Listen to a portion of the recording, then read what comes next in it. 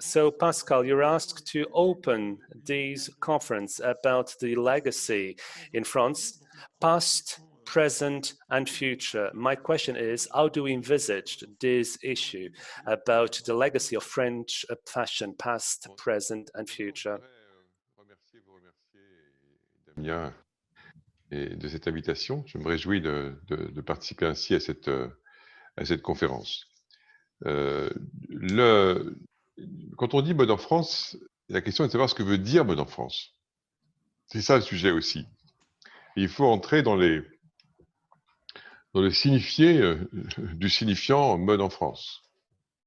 Parce que la mode elle est plurielle. Donc, je ne vais pas revenir sur des définitions ou autres, mais ce qu'on peut dire en tout cas, c'est que de façon très concrète, Say in very specific terms is that in French fashion, you have a full set of different categories and different economic models. So the one that I'm in charge in terms of culture and fashion, and also in terms of the creation of brands. So the different brands that are in fact based on this kind of creation. Having said that, you also have different initiatives in France, be it in terms of the development of the French brands, specifically the modal ones, or even to different initiatives, like, for instance, luxury items to be affordable.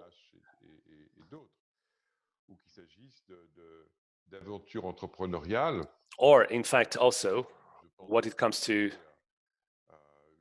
thinking about, for instance, the responsible also for the different works since 1993, for instance, and this is also a company, for instance, that we've been working with, very much focused and engaged in the jeans parts and also for the sustainable development. So you could basically think about all these different categories and see what is French, what is not French, and also to see, in fact, in terms of the representation for the sustainable development within the French or European culture, or also vice versa, the American one, so north or south.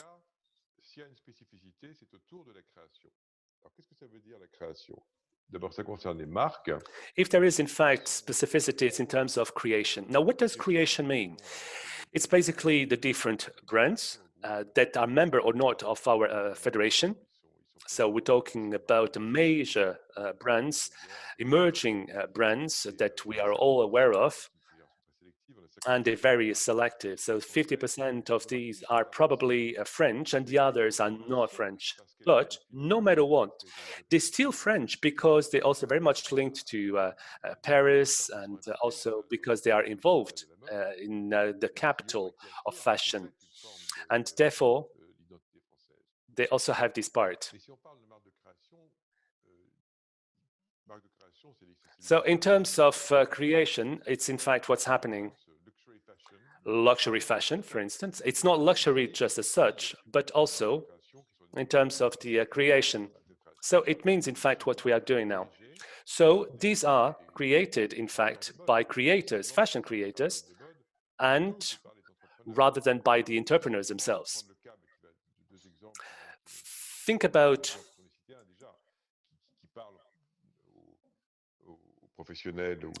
the professional parts. And of course, we're talking about the academics or others. But when we think about the French part, you still have some very good examples of companies which are not launched by the fashion creators. So we are talking about brands created by these people.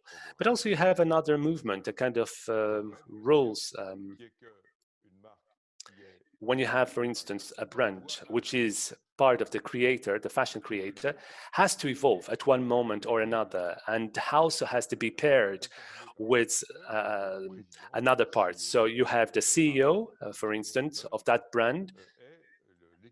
He is, in fact, the equivalent, in fact, of the Yan and One, in fact. So this is paired with in terms of management competencies. It can be entrepreneur. He or she can also have other different skills. Pierre Berger, for instance, which is also a great symbol of Yves Saint Laurent. So a much more literary life. So this is the major challenge. We need to have this kind of a balance. Now, this form is in fact for the creation marks. This is the first specificity. However, it's not. Dans la mode italienne, il y a aussi toujours un manager et un directeur artistique ou créateur. C'est vrai pour tous, y compris pour Armani dans les premières années. C'est vrai aussi donc sur un plan général. Dans ce qui va se passer dans ces cas-là, ce qui est très important, et c'est souvent ce qui va différencier. Now, this is very important, and this is what's going to be, which is going to distinguish us from the American brands. They're never going to be part of the marketing director, so they're going to report to the CEO, but to a certain extent, because when it comes to the nature, for instance, of the catwalk, basically they just check the date, and it's not the CEO who's going to decide, it's more the creator or the artistic director who's going to decide on that. First thing. The second thing is, much more now specific to the French reality, the artistic dimension. So, I'm going now to quote these. Pierre Berger.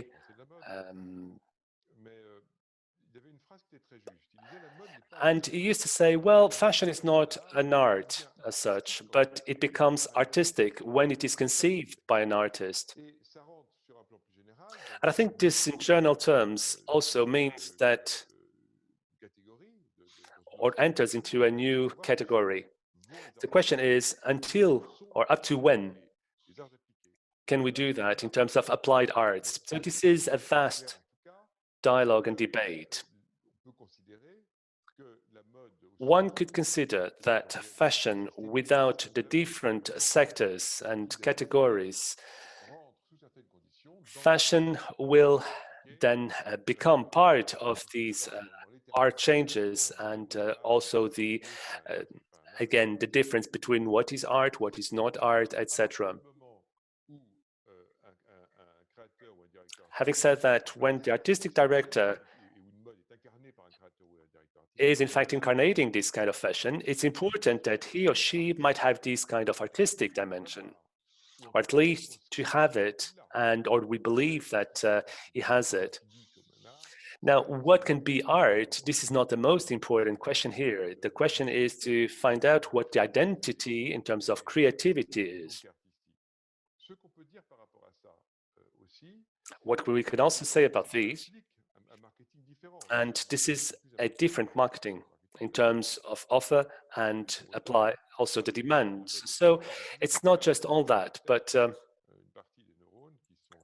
there's still part of these, which is very much in terms of the supply and demand, but it has to do with the artistic part, with their style.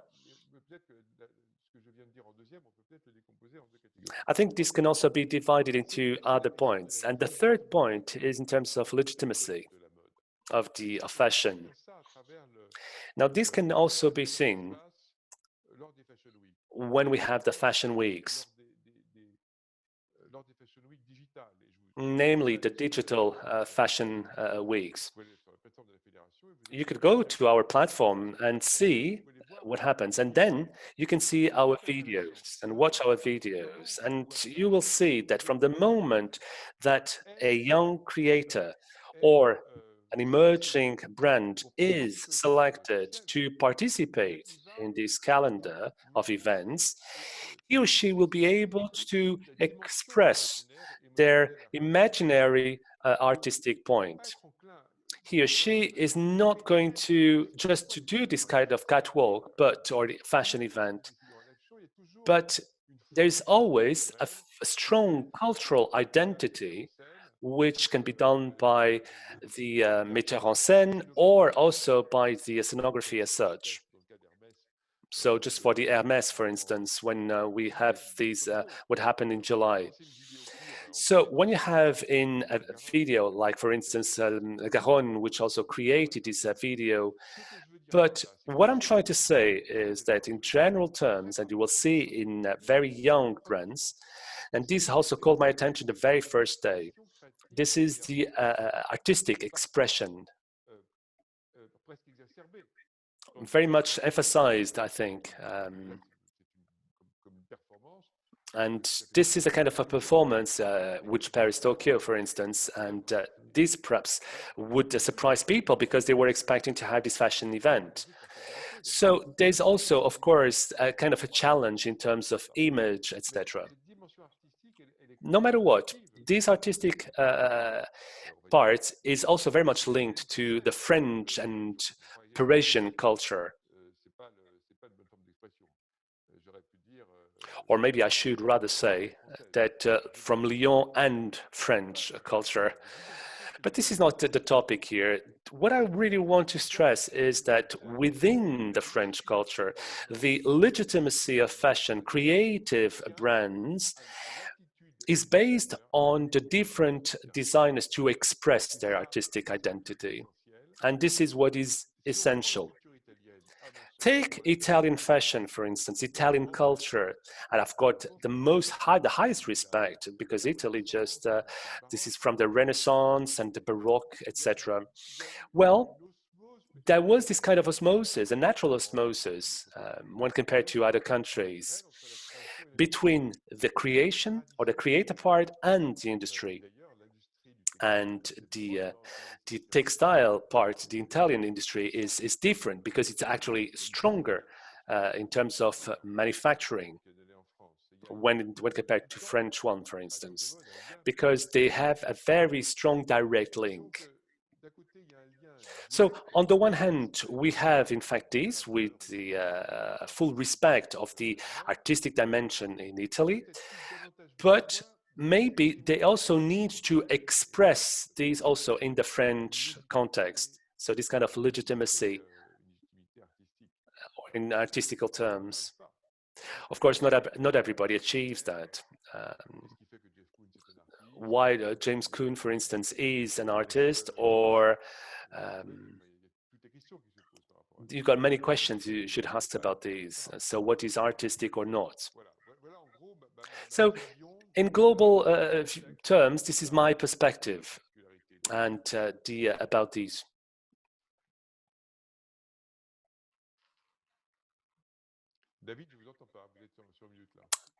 David, unmute your microphone, please.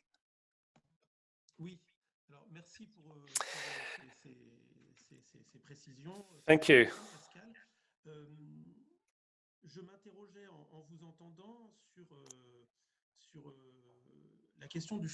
So I was thinking about the future, and you part of these our academy, and you very much also focused on this topic about the different issues linked between fashion and technology.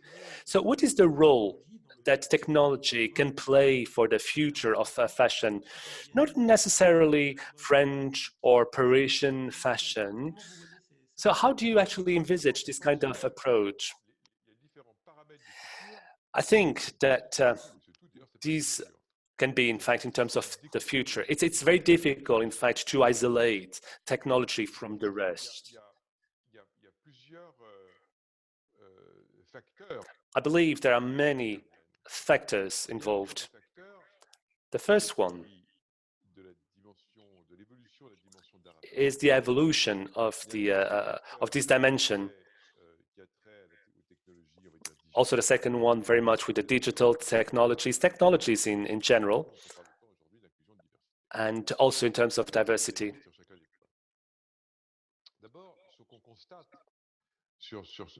Now, what we see, and following what I mentioned about interaction with art, there is more and more this kind of dialogue we see that a step has been made in terms of the applied arts and the link, the close link in terms of visual arts. And today, we see that the future will not be the same as before. We have our platform. We will carry on having this platform. Of course, we'll have this platform in the future. And so each brand can have these either physical event, recorded event, simultaneous event, which has already been done in the past with the Fashion Week of Paris, for instance, or to a video which can also be like a film in terms of statistics and also in terms of what the art can be. So there is, in fact, this kind of relationship between these two, but it's the kind of a distinction between arts and applied arts, and the fine arts, and what maybe this is not something new. Starting from Diderot and D'Alembert, in fact, and Diderot at that time in his encyclopedia mentioned that already. And Larton Craft and Boschini and Maurice also mentioned exactly the same thing with the same strength. It's not on the one hand architecture that has, in fact, art all over the world, and then you have an applied art. No, it's a mixture of all these. And the same thing is to be applied also for the visual arts. So more and more, there's this kind of dialogue with other forms of artistic expressions, with music, etc. Nothing new, but with visual arts. So this is the 21st century, and with the digital era, no doubt. But now, with COVID-19, we are fully in digital world. This is the core. And when, of course, we know that there's still this physical part which is missing, with emotions, etc. Then comes, in fact, the digital part. And digitalization needs to be understood seriously, but you need to characterize these. Laurent Raoul, who's also a consultant and a professor for the French fashion, he prefers virtualization rather than digitalization. Well, they go hand in hand for me, but there is a full set of parameters, of factors for the industries, for the brands, that whether it's virtual or digital, but everything is linked together. Virtualization and digitalization is also part of the creation of the product with the prototype, with the digital prototype, for instance, because we have technical and technological means in order to do that. So this is not going to be, of course, enough, etc., but we need to understand these. So this is, of course, digital perspective is not the same as the physical perspective. Of course, we understand that. But this is also the same to be applied for communication and also in general terms, the different modes of communication from the outside world, both internally and externally. Also, this is true in terms of also the trade. A great issue for the brands is the major difficulties in also for the wholesales, the traditional wholesales. Distributors, physical distributors as well, they need more and more to be digital, but in fact to be able to have virtual shows and at the same time to have virtual distributors is extremely difficult. So we need to accelerate with all these. And of course, also in terms of operations, how can you manage a brand also in terms of the public relations, for instance, in order to have different turnovers, also in terms of the fluxes, what kind of system of information is going to be used. So I think that about all these issues, the fashion brands and also to mention different other technologies Also in terms of, for instance, the dyeing, the natural dyeing for jeans, etc. So we're talking about very complex issues, technologically speaking. So everything is going to change, and it is going to change rapidly, not only because of the sanitary crisis, but also with the coming of new generations, because they're going to be more used to that than we are. So we need to think about all these topics, about the way that our shops are going to function in the future, in terms of articulation, in terms of virtual and digital world, etc. Third, the third factor, sustainable development. It's very obvious, but the question is what it really means. What it means socially, but environmentally as well. Let me give you an example. In terms of social parts, we normally tend to think made in France. But sustainable development, for instance, with the made in France and wants to also develop internationally, are they going to export? Is that going to be good for France and also for the sustainable development, to have a Spanish brand or for any other country that really wants to export? Or, for instance, Moussaha has done it also for Corona, for instance. Dimension éthique et sociale. Mais to have a social impact. But at the same time, this also means traveling around a trip, etc. Saying, okay, well, I am going to develop, but I'm going to produce also in other countries where the products are going to be consumed, because there will be less traveling, less mobility, less flux of products. But on the other hand, there will be also less employment in the origin, in the country of origin. So it's also a very difficult matter. So when you have a full, for instance, when all the orders have been cancelled in Bangladesh, well, it's going to be a problem in Bangladesh, but with impact also around the world. So we need to think about all these in terms of the creation. I think it's a debate that cannot be forgotten, but rather to be further developed.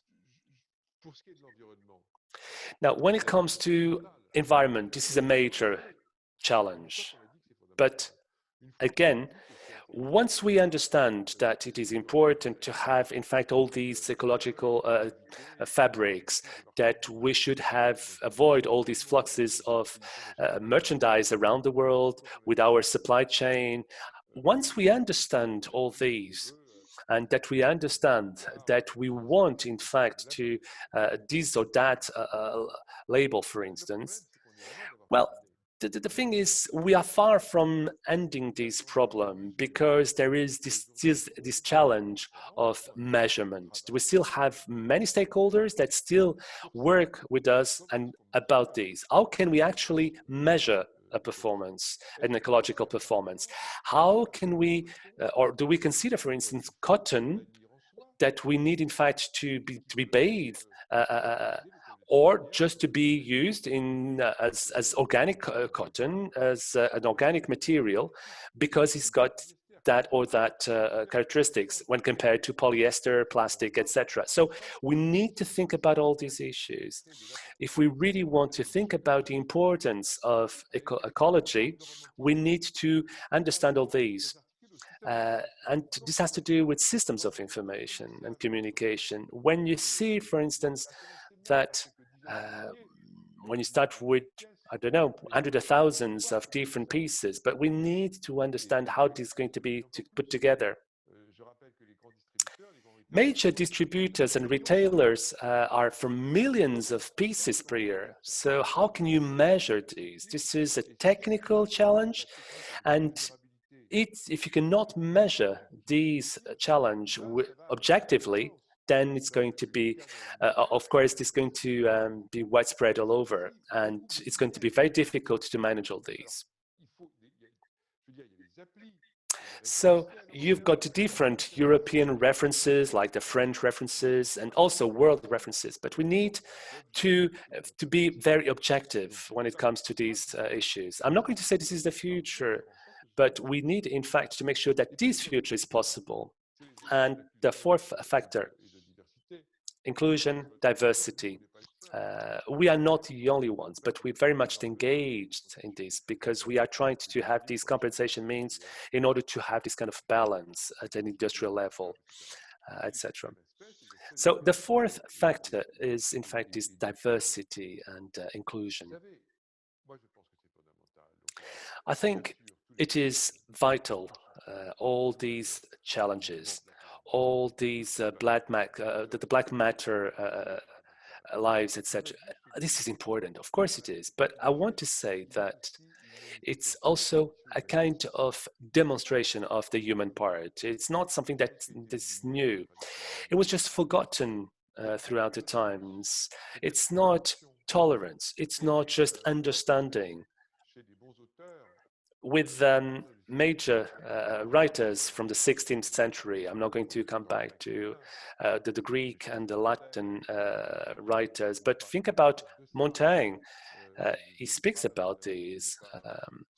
There's a quote that where Montaigne, in fact, talks about diversity to better understand the rest and to accept even more. So, of course, you've got two different ways to see these. Once you understand what diversity is, then you could say, well, okay, we need to mix everything up. And this is, in fact, what this craft is all about. Maybe it is an exaggeration here, but who's going to say that in the human parts?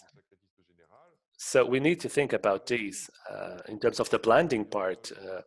From Picole de la Mirandole, for instance, he speaks about the dignity, the human dignity as well.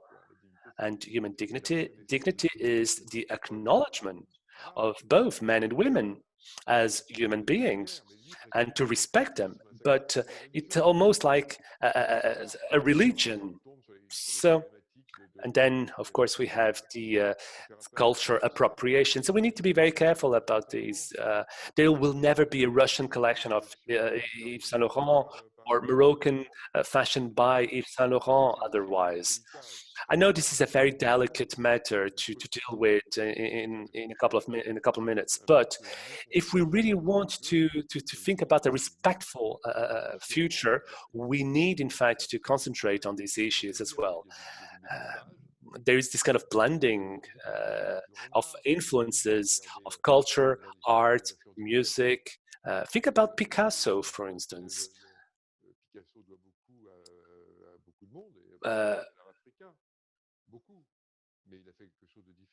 But he also has done something different. So, in terms of the identity, etc.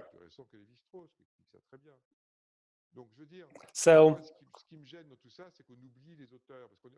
we tend to forget about these problems very often. It's philosophy, but it's also something that has always existed. So, I think that in order for the future, in fact, to be what we are in today, it's very difficult, in fact, to see today, but we cannot to refer about writers, also from the times of light, for instance, Kant and other philosophers and writers who, in fact, were able to do these, to imagine a society in terms of respect, also in terms of the respect towards the others, etc.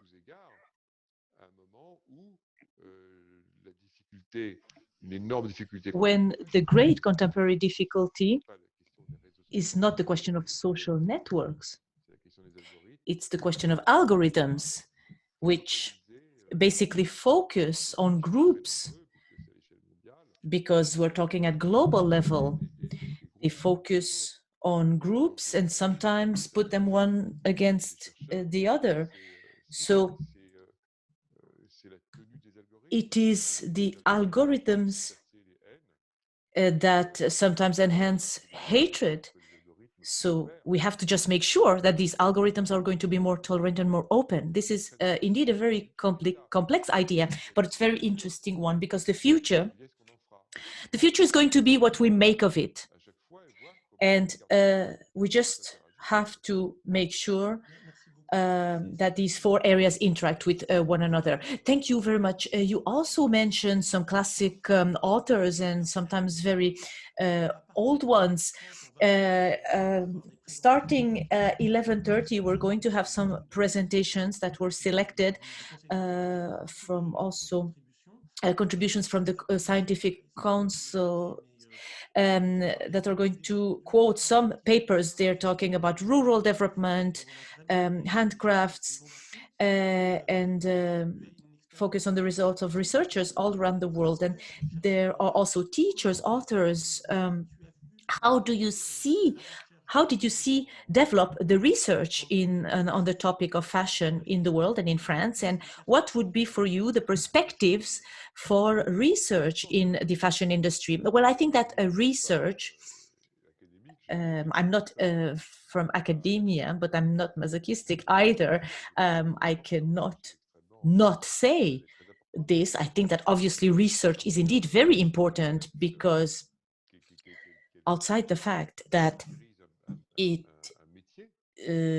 describes a profession, researchers or a teacher, if a teacher, professor decides to do investigation or research, it's very important. So even the many different topics, potential topics that need deep reflection, and these deep reflections are published in magazines, in reviews that are then sometimes aggregated into books, and there's an objectivation of things, and there's a dialogue. And knowing that we are in a period where fashion is characterized by creation, there's a lot of creativity in the fashion industry. But creation is also often can be confused with innovation, and we should not confuse these two. When we talk about new uses, we talk about marketing aspects, philosophical, sociological aspects. So obviously, on one hand, you have technology, and on the other, we have art. It's not always easy to differentiate these things. I'm obviously a big fan of Marc Bloch, notorious historian. So for those historians who are present here, they know. And this sentence from Marc Bloch that says that history means to understand the past. History is the science of the past that is used to understand the present in order to prepare the future. And I think this is very important. And then there's some ambiguity that we have to really be careful of. The issue of research in fashion. This is the ambiguity of fashion studies. So they're doing research in the fashion areas, but we have to define what we're talking about exactly. When we talk about fashion studies, especially in France, we are more specific about that. In the Anglo-Saxon countries or English-speaking countries, they call it fashion studies. But in the Francophone vocabulary, it is sometimes different. I don't know what is the case in the other cultures or anywhere else in the world, but we are talking about an aspect that are cross-disciplinary, but are still limited to anthropology, history, and even aesthetics. But at the same time, there's research done within the own subjects. So the more we have studies within each areas, the better, because if not, it's going to lead to the fact that academia, publishing in marketing magazines or strategy magazines or cognitive science or digital technology publications are not connected to what is being done in the creation industry. So I think that all this works if there's studies in each matter, in each subject, but also if they are interlinked with one another. So you were talking earlier about French fashion industry, and I know that the fashion university, Université de la Mode in Lyon, they're involved in that, and all the other institutions want to dialogue on this.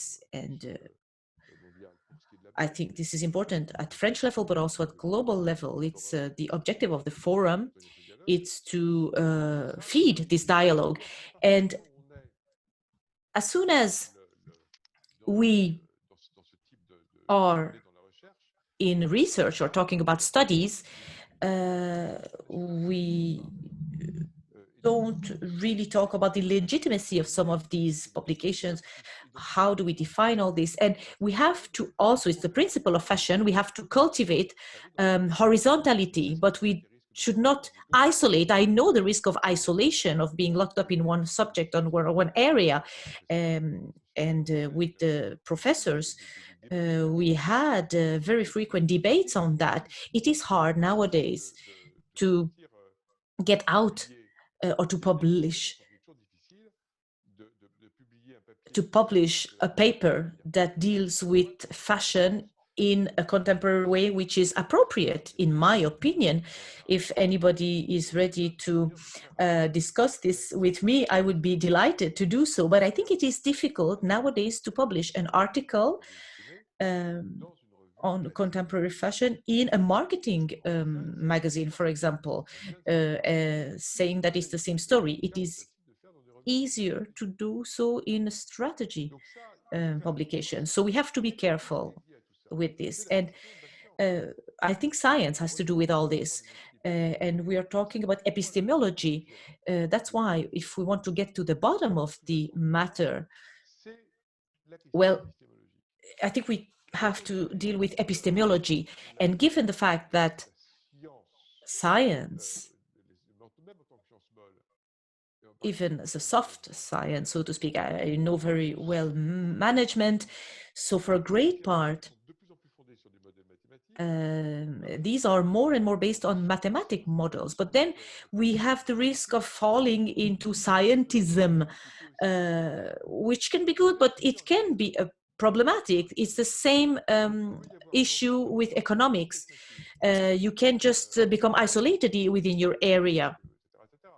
I just mentioned the example of economy, but sometimes, I mean, we don't necessarily need mathematics to explain other things. We cannot cut it out totally, and we cannot cut it out from the community of researchers. And we have to confront it with scientific approaches of fashion that are going to oppose one another formally on an epistemological level. And they have approaches sometimes that are qualitative.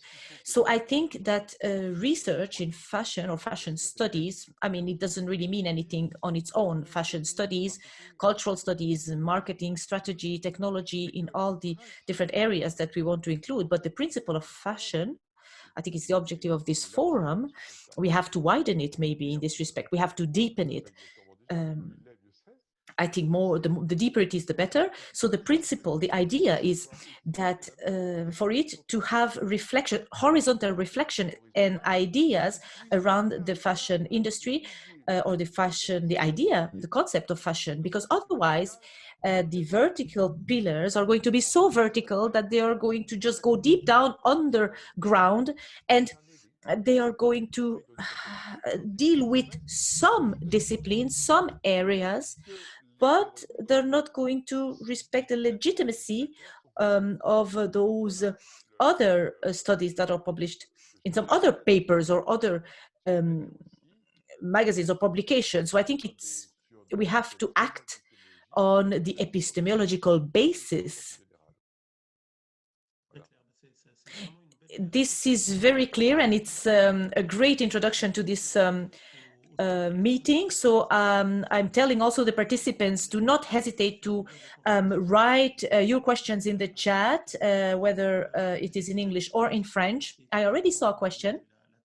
I'm going to translate it myself. Pascal, there's a question here, which is rather a reference to your analysis, to your previous analysis regarding the technological evolutions of the fashion industry. And you talked about the tandems, the twins or twinnings between managers. There are great evolutions. So the skills for managers or for company leaders, so the skills needed, should these skills evolve, and where should they go? Well, I think that the feature of a fashion manager, I can hear things. I think that there was no sound. I can hear somebody was hearing different translations. I think that was just at the beginning. So I think that in order to be a good manager in the fashion industry, you have to understand and respect creation. And understand and respect creation does not mean that you have to agree to everything and anything. So director or artistic creator. I think this is the dialectic here. So is it a synthesis? A Cartesian type of synthesis? That's a great debate. This is a topic on its own. But I think that this is getting at the bottom of the topic. And then you have the bigger companies, the CEO, the director, but this is true at other levels, at all levels. I think it's the question of respect. And what can happen sometimes is that what is wrong, let's say. What is wrong is when there's a manager that was trained, that comes from business school, or that wasn't trained, and that just comes from out there, from the terrain, but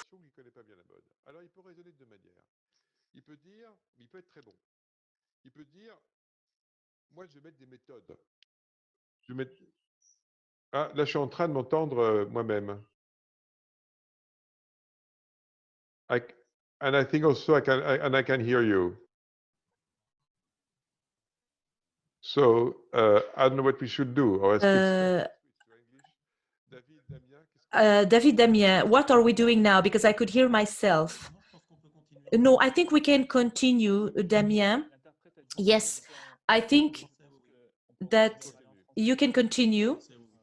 You can continue in French, yes. So my point is this, and generally speaking, it's not working. So then I'm talking about the brands, the creation brands.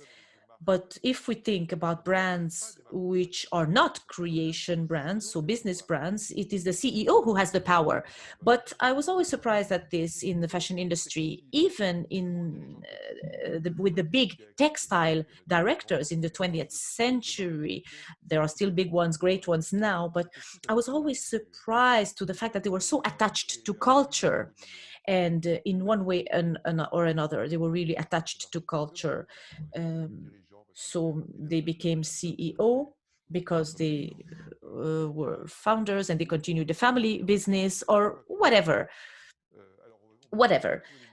And we obviously will be able to find exceptions, but I don't know many exceptions. If there's somebody who does not have these profiles, this type of profile, it can work, but there's always respect, deep respect for the product as it is.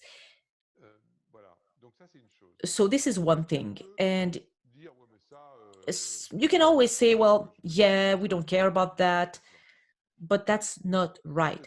Or what can happen also is that I've seen this with some managers, they come and they went to talk to the creator, And basically they saw that, wow, that's wonderful. They can understand the creation culture, and they were attracted by all this.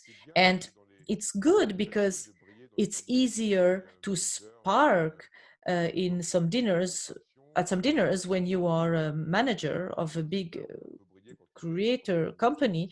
Obviously, you can also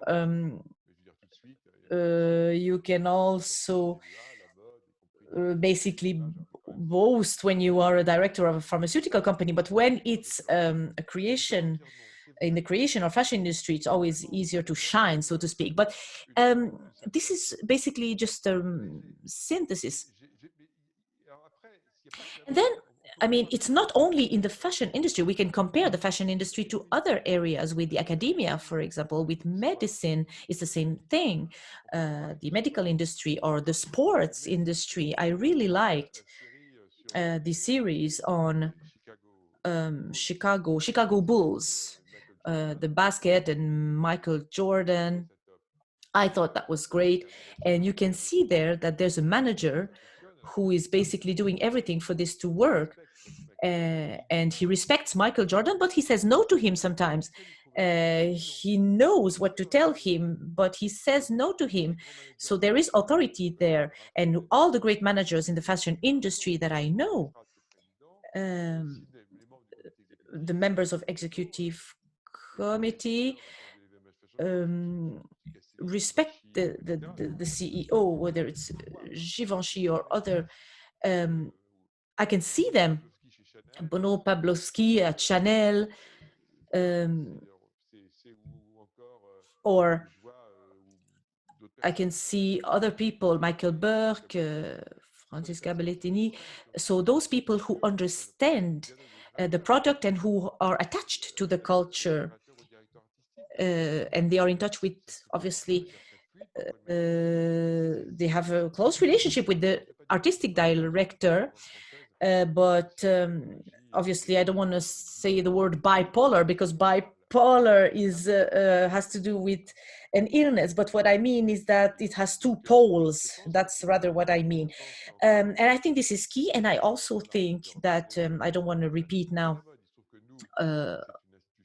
everything that has been said, but this is an institution that we support as much as possible, in terms of management creation, in terms of know-how. We are very much involved within the institute and the federation, but we would like also to make sure that there's a whole ecosystem there that can, in the French scene also, but more globally speaking as well. I think that what's important is for this ecosystem to be there, and for people to understand that there's a community, there's a French community, but there's also a global community. Well, thank you very much for this. And sorry, one more thing. Today, we also have to be aware of everything that's going on with sustainable development and technology, because if not, you are living in yesterday's world, and you have to make sure that technology is not just something floating in the air. Technology has to be really used as a tool, but in order to do so, you have to understand it perfectly. You have to understand what is at stake and how it works. Well, thank you. This is a great answer to the question that we had on the chat. We're running out of time, but Pascal, basically you covered a lot of topics, a lot of also reflections that are going to be followed up on this afternoon. And also you talked about the articulation, the French scene and the global scene. And this is what's being done in this forum that normally we organize in one country in Europe. Thanks a lot for these reflections. And I think that now we can go on to the presentations of the researchers. Well, thank you. Thanks to you. Obviously, I would have loved to be with you. I'm going to be talking to Damien and David. And I wish you a wonderful colloquium, a beautiful colloquium. I really wish that you'll be able to learn, exchange, and share